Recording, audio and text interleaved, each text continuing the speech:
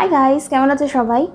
আর একবার তোমাদের সামনে চলে এলাম একটা নতুন মেকআপ লুক নিয়ে। অ্যাকচুয়ালি মেকআপ লুক না, আমি দুটো আই মেকআপ লুক করে দেখাবো। দুটোই purple eye makeup look, but দুটো চোখে আমি দু রকমের লুক করব আজকে।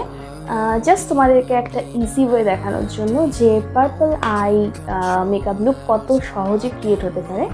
সো দেখো, আমি মোটামুটি ফেস মেকআপটা করে নিয়েছি। চলো শুরু করা যাক।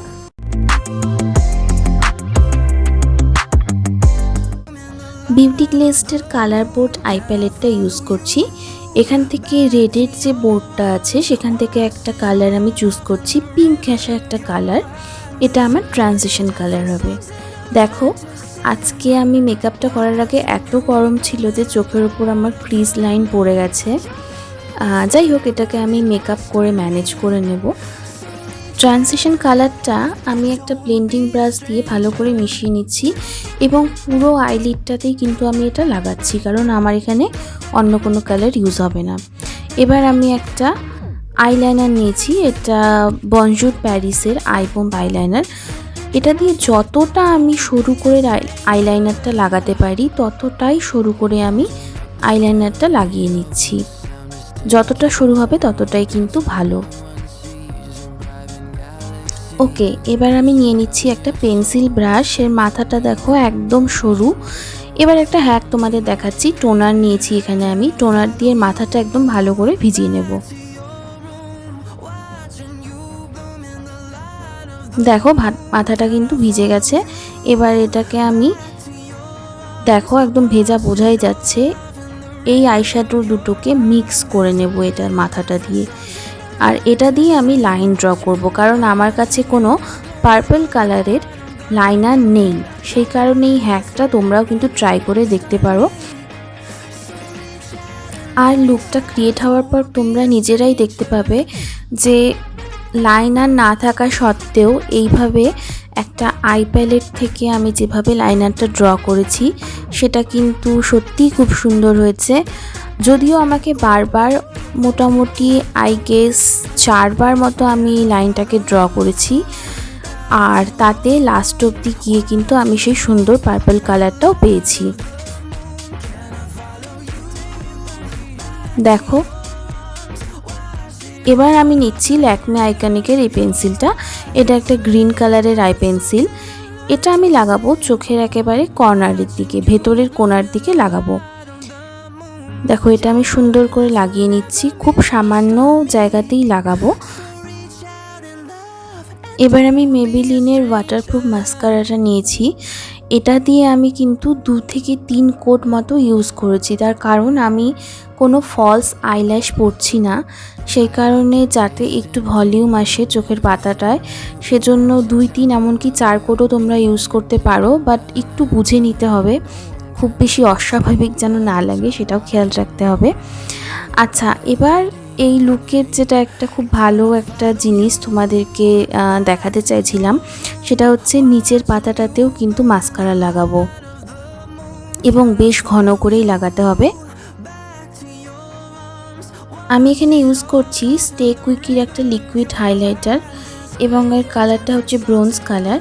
এটা আমি ডাইরেক্ট অ্যাপ্লাই না করে একটা ব্রাশ দিয়ে, এটা একটা ফ্ল্যাট শেডার ব্রাশ, সেটা দিয়ে লাগাচ্ছি, কারণ পরিমাণটা বেশি কম হয়ে যেতে পারে। খুব ওই জন্য অল্প অল্প করে নিয়েই লাগাচ্ছি।